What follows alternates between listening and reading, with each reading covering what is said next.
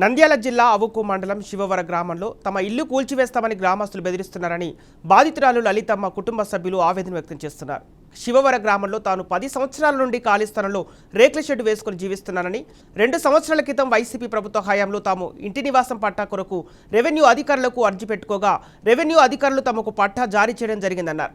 ఖాళీ స్థలంలో ఉన్న మేము ఇల్లు నిర్మాణం చేపట్టగా గ్రామస్తులు లేనిపోని అపరిందలు వేసి ప్రభుత్వ స్థలమని అధికారులను ప్రేరేపించి తమ కుటుంబాన్ని అవహేళన చేస్తున్నారని బాధితురాలు లలితమ్మ బోరున ఏడ్చేశారు. తన ఇంటి నిర్మాణానికి ఇప్పటికే భారీగా ఖర్చయిందని, తాను తన పిల్లలు ఎట్లా బతకాలని ఆమె కన్నీటి పర్యంతమయ్యారు.